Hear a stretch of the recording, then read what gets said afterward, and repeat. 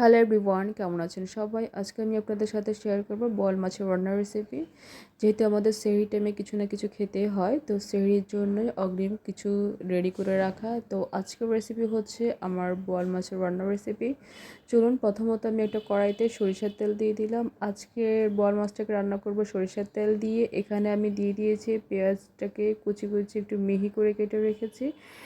সেই পেঁয়াজটা আমি দিয়ে দিলাম কুচি করে কেটে রাখা। আর এর মধ্যে দিয়ে দিলাম হচ্ছে রসুন বাটা, তার মধ্যে দিয়ে দিলাম হচ্ছে 2 চা চামচ মরিচের গুঁড়া, 1 চা চামচ হলুদের গুঁড়া, 1 চা চামচ হচ্ছে লবণ দিয়ে দিয়েছি।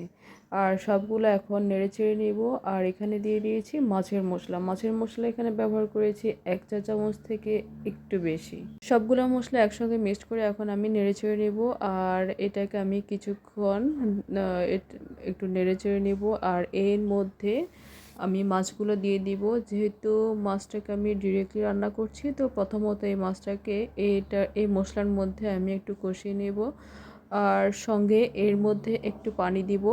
আর পানি দিয়ে হচ্ছে আর এই পরিমাণ এতটুকু পানি দিয়ে হচ্ছে এভাবে মাছটাকে প্রথমত কষাতে হবে। পানি অ্যাড করার পর মাছটাকে একটু নেড়ে ছেড়ে নিব, যেহেতু এর নিচেও যেন পানিটা থাকে। আর হচ্ছে এভাবে নাড়তে হবে। এটা তো আর খুব বেশি নাড়ানো যাবে না, খুব আলতো করে এগুলোকে নাড়তে হয়। তো এভাবে মাছটাকে কষানোর জন্য আমি কিছুক্ষণ অপেক্ষা করব। আর এখন এটাকে ঢাকনা দিয়ে ঢেকে দেব। ঢাকনা দিয়ে ঢেকে দিয়ে জাস্ট মিডল থেকে হাই ঠিক ওই বরাবর রেখে মাছটাকে কষাবো।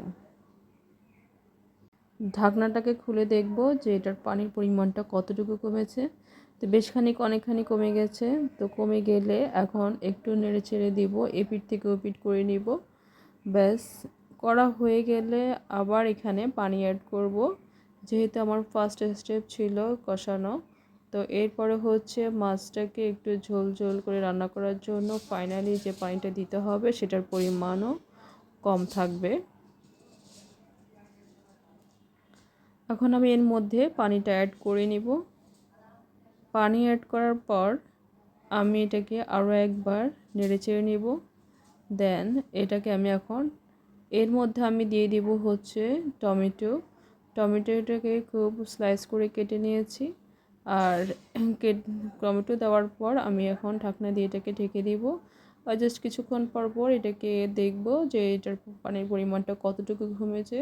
ঝোলের পরিমাণটা ঘন হয়ে আসলে চুলাটাকে বন্ধ করে দিব। এই হচ্ছে আজকের রেসিপি। আল্লাহ হাফেজ, সবাই ভালো থাকবেন।